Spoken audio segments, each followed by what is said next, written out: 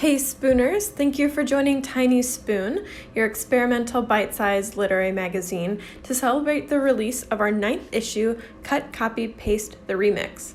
This was an especially special issue because it's the second in our two-part series, Cut, Copy, Paste, where we asked contributors to use pieces from issue 8 to see what they could do to create new material. So we came up with a wide variety of cut-ups, collages, erasures, comics, artwork, narrative, and beyond. Be sure to check out the full issue, but in the meantime, enjoy this release video featuring 9 of our wonderful contributors. Hi, my name is Mara Sedlins, and I am joining you from Fort Collins, Colorado. I wanted to share a little bit about my process for making the collage poems that I wrote for Tiny Spoon. I had a lot of fun with this. What I did was I printed out the copy of issue 8 and I cut it up into a bunch of little strips of paper with different phrases on them. So I deconstructed everyone's poems and writings.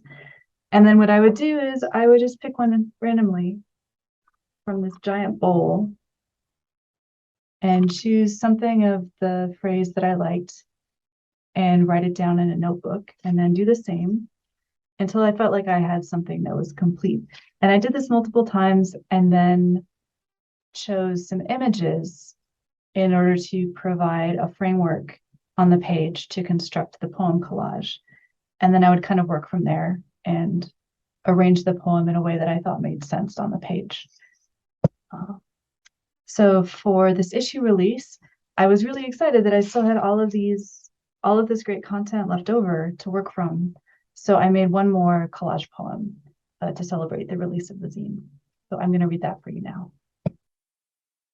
Words are just quiverings of cool and wormy earth, a phone ringing while my hand retouched the emptiness inside the truth.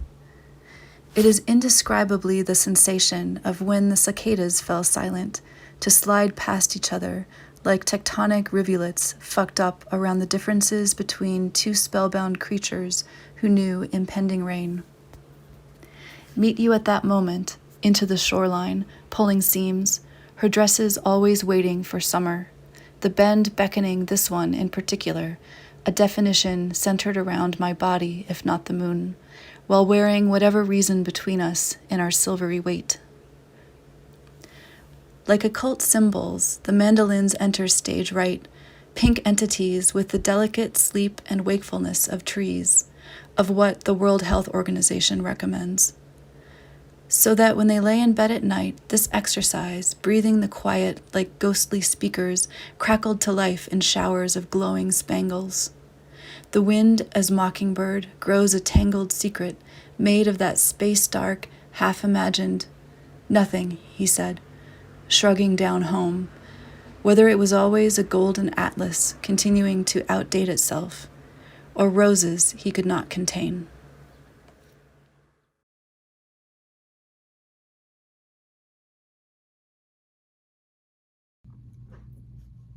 Hi everybody, I'm Jen Edwards, and I'm happy to say that I have 2 poems in this issue 9 of Tiny Spoon. And I just want to take a second to thank the editors of Tiny Spoon for coming up with such a really cool creative call for submissions. I found the call for submissions at a time that I was having some writer's block, and it really helped me, just tap into that creativity again and just really enjoy my time mixing up the poems of issue 8. So thank you also to the writers of issue 8 that were so willing to let other people remix their work so creatively. Thanks, guys. I'll read my 2 poems. Take off. Lunacy, the moon. Seams undressing. Skin groundless, dizzy weight. Heat stripped, beating. Our old print locker newspaper. Starlight from the past. You excavate, you lost. You take off, you lift earth, anchorless, new. Rocket, drifting cage. A devotion repeated. Home some unreachable thing. The moon bends bright, but not too bright. We alone were there. The monopoly of soil, establishing roots, meager vacancies. All of the gravity, tectonic plates, fantastic friction. A monolith of metal. Dig up what was never buried, if not my body, stone. The resistance of the mother desire. Interruption, God's fist. She decided on that version. Thank you.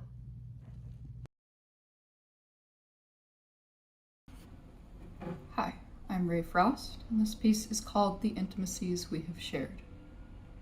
Were you always afraid? I have seen the emptiness inside you, beckoning and flirtatious, wispy memories of signifieds that never were. Who were you before? A question, cleaving a breath in half. I am a haunted house, mangled and uninhabitable. What did you look like? A devotion, repeated. Heavy boots with boyish energy and twisted teeth. Where did you go? Just outside reality, where time begins to slip, groundless and dizzy.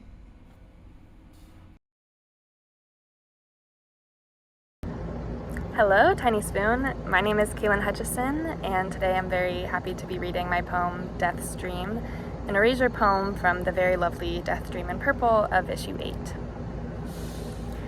Silent, I shape and disintegrate peace. From the dark, I spring against the end, weeping, seeping, coursing up the stretched shade. Thank you. Cytotopography.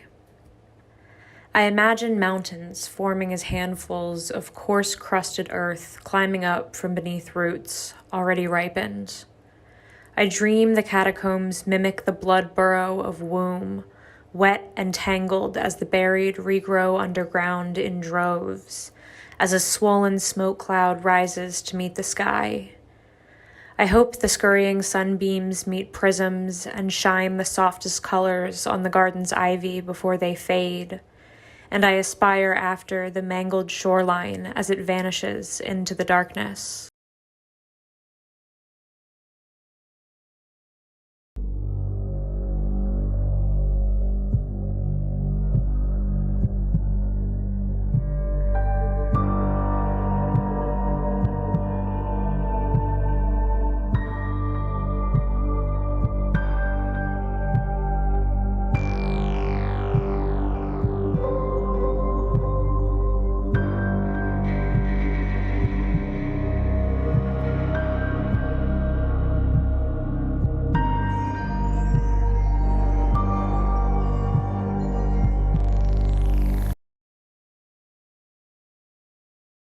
Early rising ginkgo leaves swirl around my body, pulled from boiling water on the stove. I draw myself a bath so the sewer can suck the negative from me. I submerge to the bottom of the tub, and bubbles surface from her breath, whispering, "What do dying things need?" When you are the one dyeing shades of green, a sinking Eden in a garden that does not turn to gold, a decor of weeping waters right my wrongs, professing destruction and devastation comes before the dawn.